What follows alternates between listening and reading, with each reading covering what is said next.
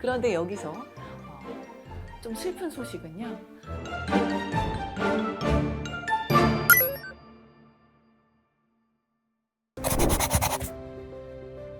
부모 교육이라는 용어가 있죠. 부모 교육이라는 건 parent training, 그리고 부모 코칭, parent coaching이라는 이제 용어가 있는데, 트레이닝과 코칭이 어떻게 다르냐?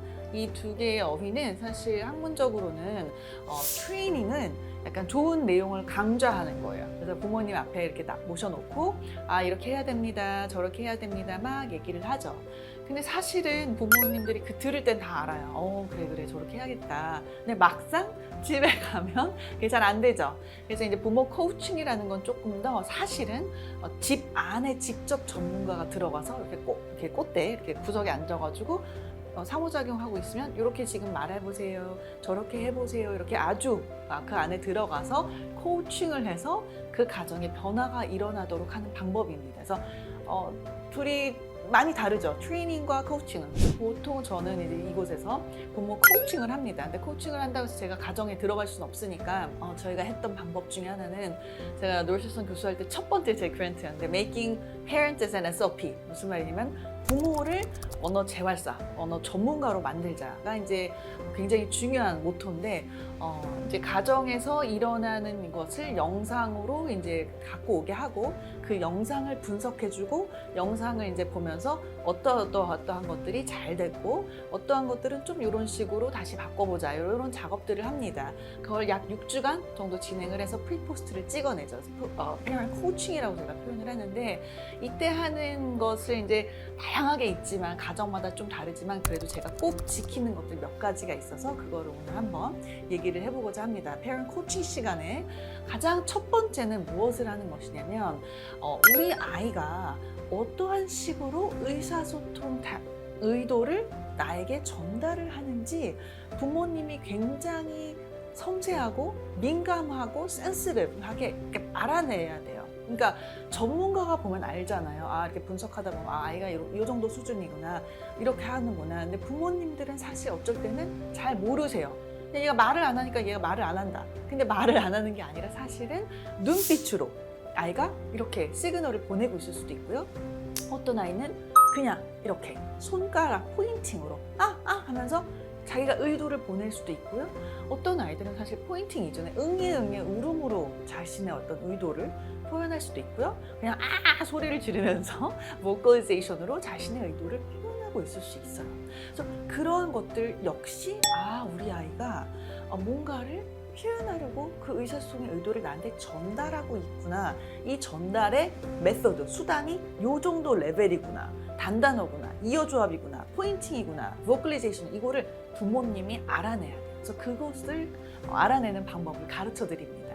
그래서 굉장히 중요하죠. 그걸 열심히 유심히 따라 보다가 아이들이 우리 아이는요 이렇게 하는 것 같아요. 또는 두 번째, 우리 아이는 잘 몰랐는데 이런 식으로 노는 걸 되게 좋아하는 것 같아요. 또는 이거를 더 좋아하는 것 같아요 하는 아이에 대한 좀 더 아주 깊은 똑같은 매일매일 일상이었는데 조금 더 큰 렌즈로 어떻게 보면 자세하게 잘 바라볼 수 있습니다. 그리고 두 번째는 이제 그걸 발견하게 되면 어떻게 하냐면 제가 바로 따라가라고 합니다.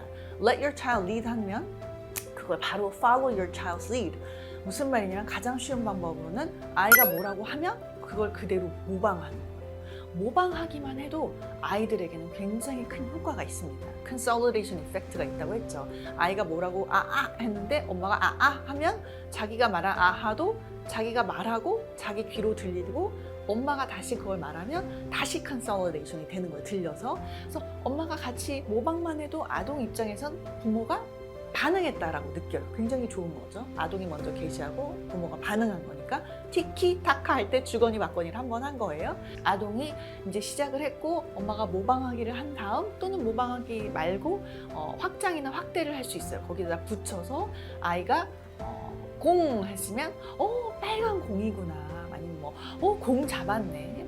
우리 누구가 뭐 했네. 공을 집어넣어서 문장을 조금 더 길게 만들어줄 수 있죠. 그래서 그러한 작업을 한다거나 또는 아이가 조금 더 대화가 티키타카가 더 갈 수 있도록 질문하기를 할 수도 있습니다. 그래서 아이에게 질문하기를 던져서 아이가 다시 또 반응하기를 하도록. 그래서 그런 식의 티키타카를 할 수 있고요. 세 번째로는 사실 이걸 다 말씀을 드릴 수는 없는 게 좀 어렵긴 해요. 근데 세 번째는 아이가 다시 게시하기를 할 수 있도록 set the stage를 하라고 합니다. 부모님이 뭔가 set the stage에서 아이가 게시하기를 하면 부모님이 다시 반응하기를 할 수 있는 그 전략이 있어요. 그건 나중에 혹시 직접 만나 뵙게 되면 또 얘기를 하고, 그래서 그런 단계를 밟아서 이 모든 단계가 시소를 타라고 합니다. 시소를 타는 건 뭐죠?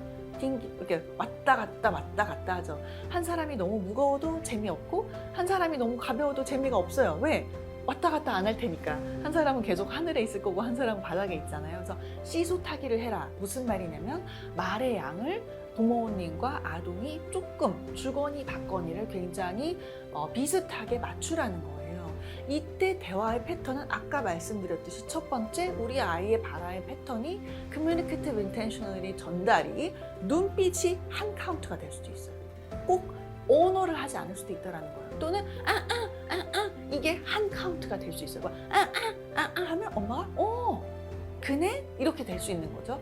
원 간 거예요. 그래서 주거니 받거니가 비슷하게 가라. 엄마 혼자 아빠 혼자 너무 말을 많이 하지 말라는 거죠. 마지막으로는 이런 시소 타기를 할 때 부모의 발화의 양이 많지 않아야 되지만 발의 길이 그리고 발화의 속도를 꼭 주의하라고 합니다. 발화의 길이라는 건 우리 아동의 언어 대비, 아동이 단단하고 있는데 나 혼자 5어 조합을 한다. 투머치인 거예요. 너무 길게 하는 거죠. 아동이 3어 조합하면 4에서 5어 조합하는 거고, 아동이 단단어하고 있으면 2에서 3어 조합 정도 인풋이 딱 좋습니다. 그래서 그 정도 인풋의 발화 길이. 왜? 뇌의 용량 때문에 그랬죠. 두 번째는 발화 속도. 발화 속도를 성인은 당연히 발화 속도가 더 빠르죠. 지금 제가 이렇게 막 빨리 말을 하고 있는데 이렇게 발화를 빨리 말하면 안 돼요. 아동의 처리 속도는 훨씬 느리기 때문에 엄마 아빠도 훨씬 느린 속도로 아동에게 짧은 발화 길이를 집어넣어라. 그리고 모습, 겉모습이죠.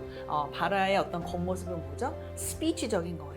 인토네이션이 왔다 갔다 굉장히 프로서리가 운율이 왔다 갔다 하면서 perceptually salient, 잘 들리게 아동에게 발화를 해줘야 된다는 겁니다. 너무 웅얼웅얼 한다거나 너무 소프트한 보이스로 잘 안 들리게 해준다거나가 아니라 그런 식으로 형태를 바꿔가는 작업을 합니다. 자, 그런데 여기서 좀 슬픈 소식은요. 제가 부모 코칭은 학령 전기까지만 합니다.